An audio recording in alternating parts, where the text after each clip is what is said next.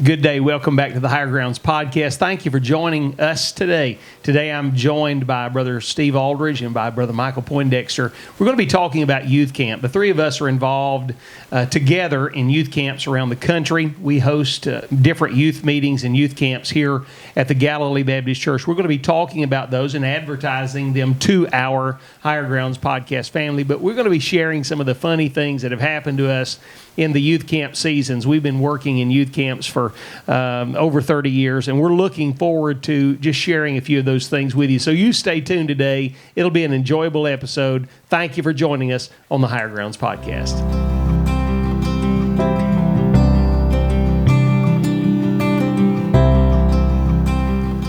Good morning and welcome back to the Higher Grounds podcast. Thank you for joining us today.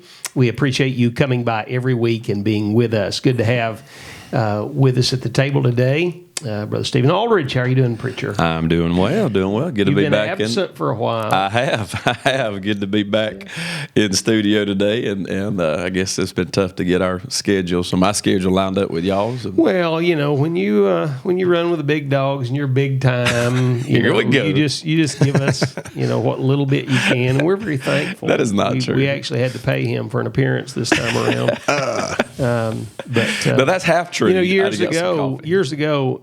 When I would call him, even if it rang 4 times, he was still going to answer my call. Right. Not anymore. No. No.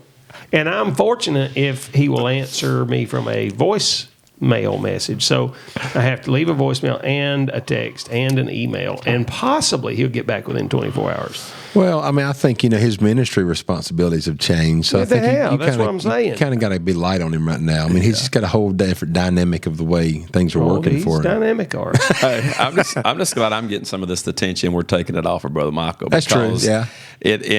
In some people that I've met, some of our podcast faithful, there've been a lot of conversation, people coming to the defense of Brother Michael because they just feeling sorry for him for the way that maybe he's been talked to on the show at times. You shouldn't talk to him that way. Yeah, I know.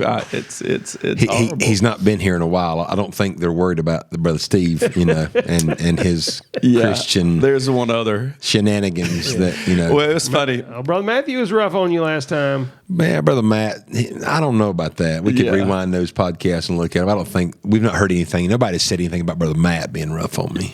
I got a phone call right before we started shooting, and I told him, so we're going to shoot some podcasts. He said, "Oh, so you hadn't started yet?" And I said, "No." He said, "Well, Brother Andy ain't made nobody mad yet." Then I said, "Well," and who might that have been? That'd been old Brother Blaylock. Oh, the guy that wouldn't even appear on the show.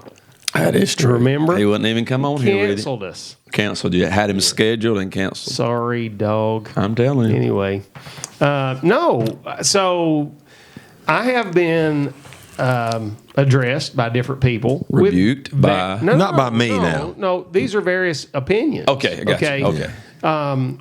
One older, seasoned preacher called, and he said, I'm really worried about how rough you are on Brother Mike. That's not, you need to be careful about that. He could get offended eventually, and I tried to soothe it over with him. Now tell the whole story. I mean, I believe this individual was concerned about your friends. Yeah, yes. he said, you don't have me. Don't leave out the good part, right. brother. He said you don't have many friends, and so you need to be careful about how you treat the ones that you have. Yeah. Mm-hmm. To which I said, "Who said he was a friend?" That might have been the way you responded. Right. Yeah, it's okay. So, a friend loveth at all times. There have been times when he did not love me. So, another younger guy sent in a message and said, "Man, I love it the way you pick on Brother Mike." Yeah, that's true. Somebody else sent in and said, "Man, he's rough on Brother Mike." And then somebody else laughed and said, "Man, that is the greatest thing." Yeah. So, I'm kind of torn like Rehoboam was when Solomon left off the scene and died, and he became the king, and the nation came to him and said, "How are you going to rule us?"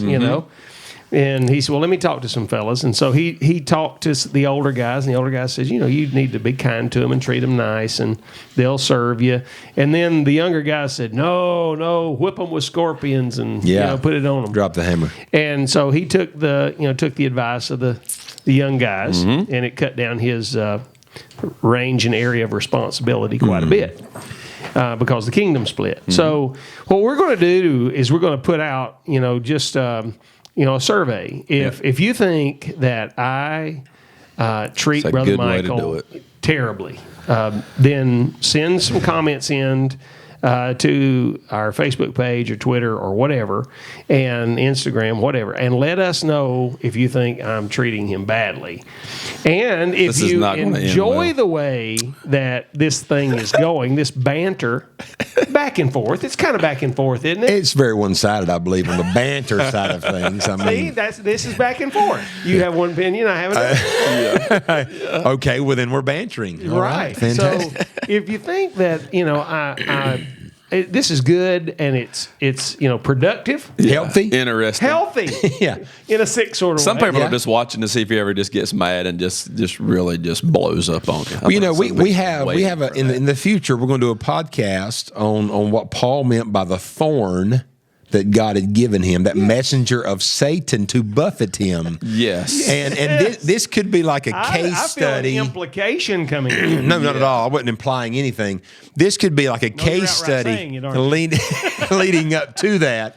Okay. I do believe that, the Lord puts different scenarios, people, situations in your life to refine you. Sure. And sometimes that comes through the way of affliction. I don't know if that's what some of this may be, but it's all good. There's no doubt it's working to better me. Did you understand anything he just said? I think it was a nice way of, I don't like it, but I really don't have any choice but to put up with it. Yeah. Oh, okay. So why didn't you just say that? It's all good. To the podcast family, I would say this. There's nothing to worry about. I'm not going to get offended. Brother Andy and I have been friends now for over a decade. I think it started like this. I assume it'll end like this, whether it be by the grave or whether it be by Brother Andy taking a cheap shot in the parking lot at me. I don't know. But I feel like this is probably just my lot in life in this particular friendship. Yes. It's all good. And, we never take anything personal, I don't believe. And, so, I mean. I don't. Excuse me. I'm well able and prepared to endure, the whatever this offers. You'll be saved if you do. Yeah, if I endure to the end, I'll be saved. Right. That's right. Okay, we'll talk about that. I've even asked Brother Mike. I said, poke back. Just let's go at it a little bit. And he said, "No, I'm enjoying the sympathy train." Yes. Sometimes you just find your sweet spot and you just settle into it. Yeah. And so I know who responded and how they responded. And the older and wiser that was giving you their advice, I think I'm doing okay with that. I would probably. I've gotten good advice from him through the years. Yeah. Mm-hmm. Then he's hammered me a few times too. Right. But I most of the time I receive it. Yeah. Most of the time. Yeah. I guarantee you the times you got hammered. My life may be long upon the earth. It was on the end of a real long rope of long suffering after you had been tolerated for quite a while. It was long and it brought suffering. Yes, sir. Absolutely. That's right. Well, anyway, send those comments in if you think I'm too rough or if you think I'm not rough enough, Yeah. So a shout out to Miss Jana Wisher. Yes. Preacher Chad Wisher's daughter. She has sent us some coffee. Hey, what a blessing. And, what a blessing. Also, I meant to bring this today and didn't. She, with pen, sketched out our Higher Grounds podcast logo with the soldiers raising the cross, and it was beautiful. Wow. Yeah. And I want to say thank you, Miss Jen. Absolutely. She's a precious young lady. It's a great family. And I appreciate how God has allowed them to be a part of our life. I think Miss Jana got saved right here at our youth camp many years ago. Wow. And she's a precious young lady. Amen. And her family's doing a great job serving. Wow. the Lord. Amen. Which brings us to what we want to talk about today. We said earlier in the promo that we're going to talk about our youth camp ministries, and we have been involved in youth camp for years. We started off many years ago working with a handful of churches in Wynne, Arkansas, putting on youth camps out there in the late 90s and early 2000s. And God blessed in a rich, real way. We had a great time there, and God really did some great work. But at that time, God really knit my heart to youth camp ministry, and I love it. What do you think? Oh, absolutely. You mentioned Niche Heart. I love youth camp. I mean, my heart pumps for that every year. And I think based on everything God has done for me at youth camp, but also some of the closest friends I have in ministry, I've met at youth camp or we've labored together. There's something about laboring together and youth camp that'll tie you together. And so I'm excited about another year. Coming up, it's going to be a busy youth camp season as always, but it's wonderful. You come through the summer wore out, but wouldn't do anything different. And so I'm excited about it coming up. Matter of fact, we just got through scheduling some things with the preacher yesterday and getting our young people on board into some new camps, and so we're excited about it. I love camp, I really do. And the Lord's allowed us here at Galilee to have a youth camp ministry. We have a dormitory facility on the property that sleeps a good handful of people, and we're able to have youth camps from 150. A lot of times we'll have them 75 to 100. Those are good camps about that size. Yeah. We've had them as high as 250 plus kids.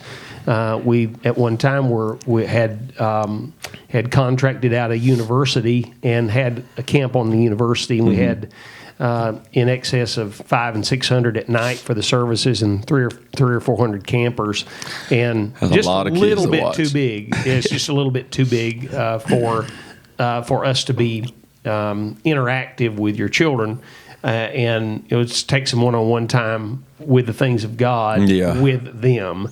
And so generally speaking, for me, 75 to maybe 100, 125 is about the perfect size. What do you think, Brother Mike? I know you helped us out a ton. Yeah. And when you think about size of a camp, what do you think about? I think that sweet spot number that you talked about is great because you get more personal interaction with the kids. Sure. And at the times when we've been in Galilee, of course, I will be honest. There's nothing like coming to the night services, Man. and the sanctuary packed to capacity. Yeah. And man, we're singing the songs of Zion, and I mean, just feels like the roof's going to come off this place. Yeah. Right. And then those kids get just really get tapped in, and then they start testifying, and then they're interactive with the preaching. I mean, I'll be honest with you. Some of my fondest memories of the summers of the last 10 years have been in those kinds of services here at Galilee and at different places.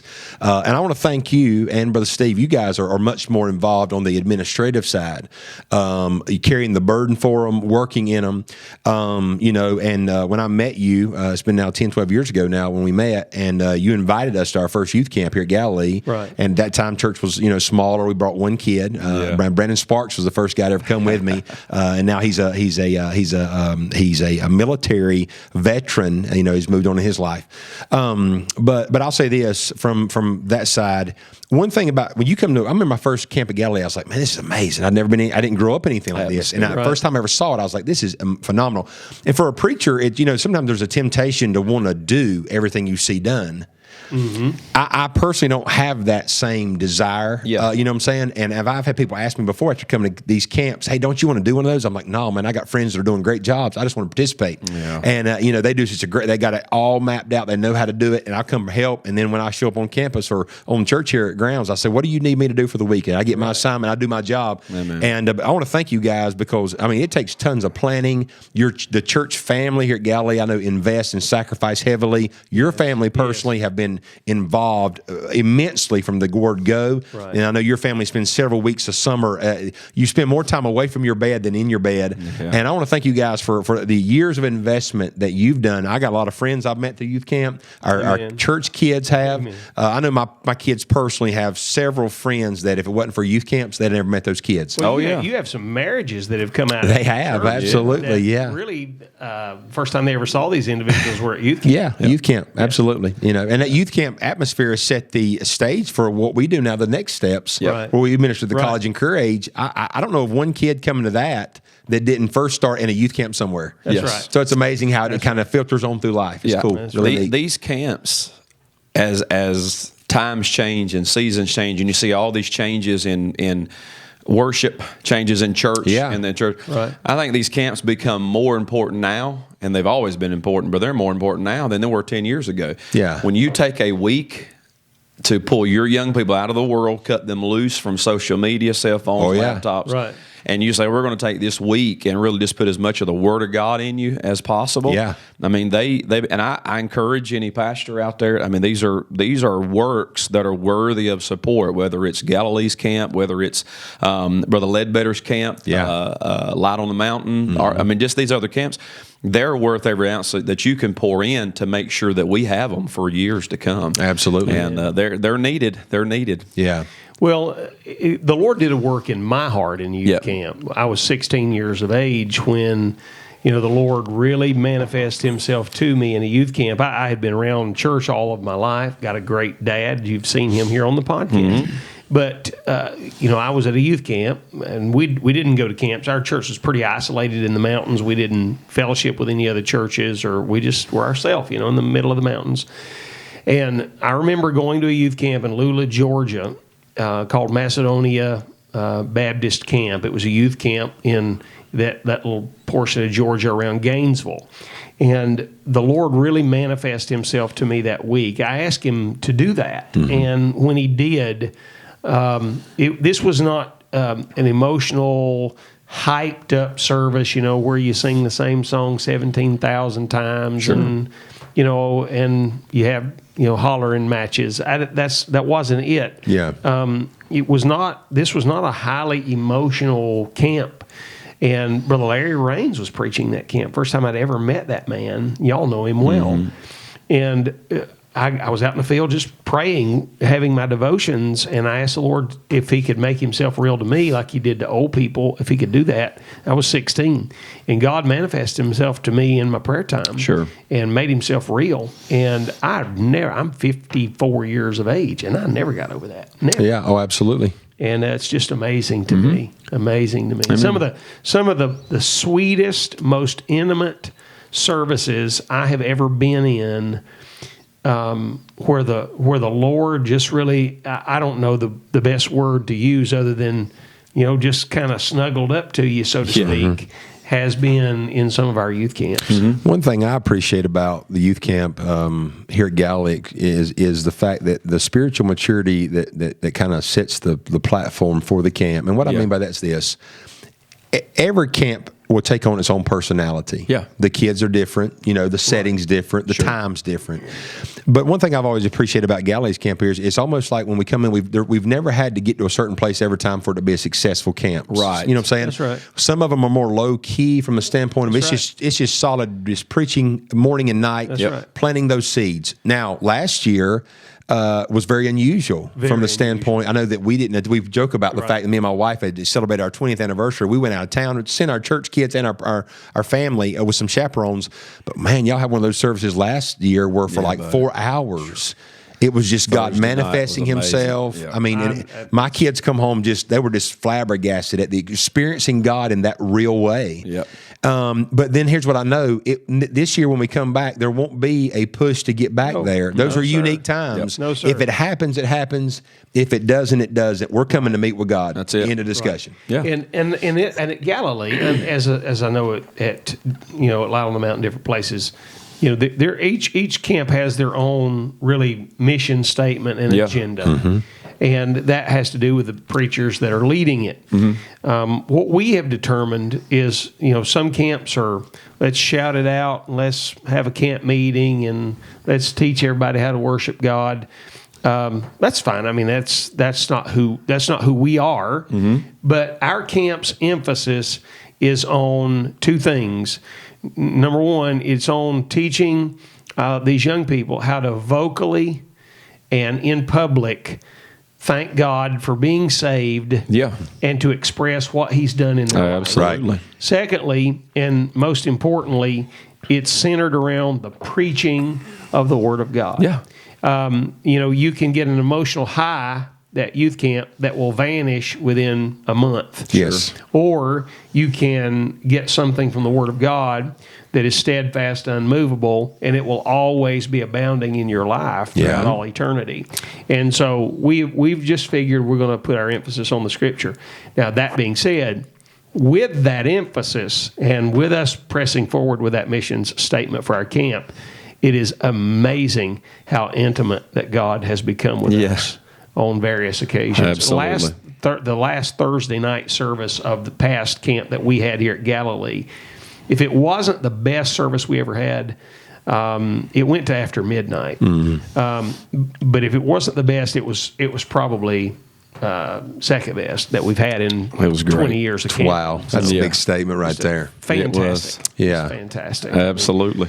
Stephen was supposed to preach that night, and he just got up and shared a couple of words because God had already taken over the service. And then when everybody was just kind of shaking hands, a group of kids got around the piano and just started singing hymns.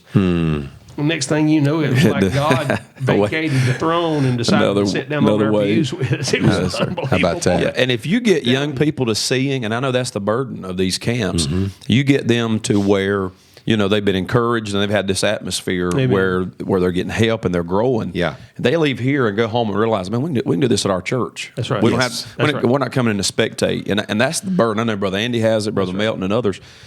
What you're doing here, and I know atmospheres change, and you go, but you go back home. Your church, we're encouraging to do this. Every pastor that sends their youth group, we're praying they get something and bring it back home. Right. Yes, and take that. And I love to hear reports. Matter of fact, I remember hearing Grace Webb testify about that service, about that Thursday night, months after camping. She testified and about how God had really done a work in their youth group and changed so much about their church from that. And man, for me, somebody that working in camp, I mean, there's no better word to hear. That's like a payday. That's why we do it. We want it to be lasting. Yes. Absolutely. We want you to know that when you leave here, you've got a place that you can go back to that needs you to be an active part of that body. And and I got a small story to go along with that. I sometimes people who've never been exposed to youth camps, that they don't know what to think of them whenever they start hearing about them. And I know, and not that they're trying to be a critic or anything of that nature. They just don't know what to think about them.